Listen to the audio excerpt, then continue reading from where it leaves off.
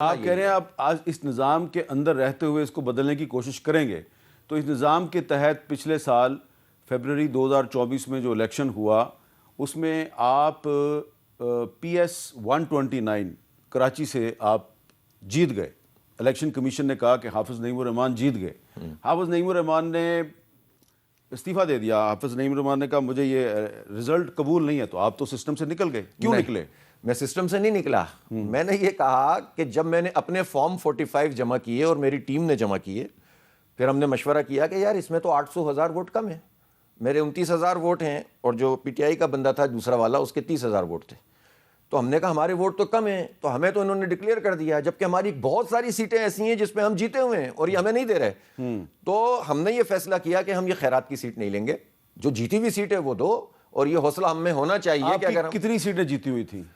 کم از کم 7 کے تو ہمارے فارم 45 100% موجود تھے۔ میں اسی کو آپ کا جھگڑا فارم 47 کا نہیں ہے، 45 کا ہے۔ 45 کا ہے۔ اگر دیکھیں 45 کے پورے نہیں تھے نا، تو اور لوگوں نے کلیم کیا ہمارے کہ یار یہ سیٹ بھی میں نے جیتی ہے، میں نے کہا نہیں، مجھے پورے فارم 45 لا کے دو۔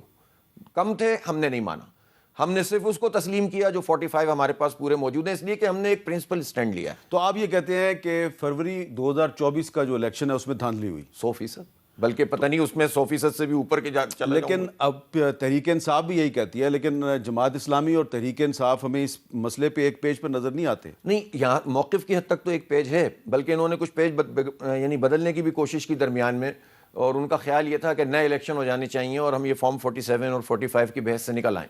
اس پر ہمارا موقف یہ تھا کہ اگر آپ نے اس موقع پر جو بالکل ابتدائی طور پر ہے، اگر آپ نئے الیکشن پہ جاتے ہیں تو آپ ایک طرح سے لیجیٹیمیٹ کر دیں گے 24 کو۔ اس لیے ہم پہلے، چونکہ ابھی تو وقت بھی زیادہ نہیں ہوا، اور جوڈیشل کمیشن کا مطالبہ کریں، تحریک چلائیں اور یہ کہیں کہ جناب 45 فارم جس کے پاس موجود ہے لے آئے، کمیشن فیصلہ کرتا جائے، 1-2 مہینے میں فیصلہ ہو جائے گا، تو وہ اس پر نہیں کھڑے ہوئے ہیں وہ بھی، اور وہ جو تحفظ آئین پاکستان ہے وہ بھی۔